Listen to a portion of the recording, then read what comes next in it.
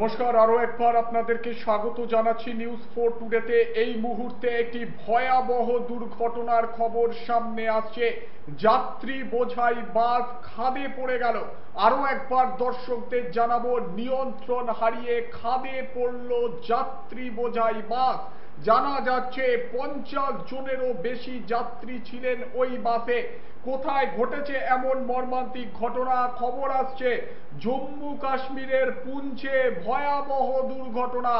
আরো একবার দর্শকদের জানাবো, ভয়াবহ দুর্ঘটনা জম্মু কাশ্মীরের পুঞ্চে। নিয়ন্ত্রণ হারিয়ে খাদে পড়ল যাত্রী বোঝাই বাস। ঘটনাস্থলে এখনো পর্যন্ত যে খবর সামনে আসছে, মৃত্যু হয়েছে কমপক্ষে 21 জনের। আরো একবার দর্শকদের জানাবো, এই দুর্ঘটনার ফলে এখনো পর্যন্ত মৃত্যু হয়েছে 21 জনের, গুরুতর আহত 30 জনেরও বেশি। আরো একবার দর্শকদের জানাবো, 21 জনের মৃত্যু, 30 জনের বেশি আহত। খবর আসছে এই মৃতের সংখ্যা আরো বাড়তে পারে। ভয়াবহ দুর্ঘটনা জম্মু কাশ্মীরের পুঞ্চে।